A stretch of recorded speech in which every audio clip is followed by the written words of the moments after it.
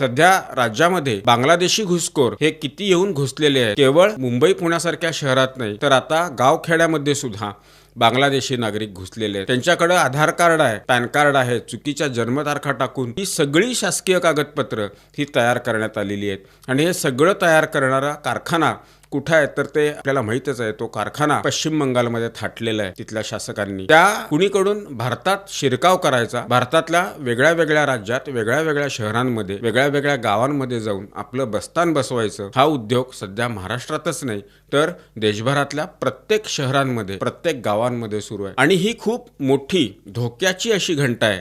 भारतीय जनता पक्षाचे माजी खासदार मुंबईतले किरीट सोमय्या यांनी या संदर्भामध्ये प्रचंड काम केलेले आहे। महाराष्ट्रात मालेगाव असेल किंवा इतर गावं असतील, या ठिकाणी जाऊन किरीट सोमय्या यांनी बांगलादेशी नागरिक किती घुसलेले आहेत त्याचा तपशील हा सरकार दरबारी दिलेला आहे, गुन्हे सुद्धा दाखल केलेले आहेत। अत्यंत महत्त्वाचं काम हे माजी खासदार किरीट सोमय्या यांच्याकडून गेल्या कित्येक महिन्यांपासून अगदी सातत्यानं त्यामध्ये सातत्य ठेवून सुरू आहे।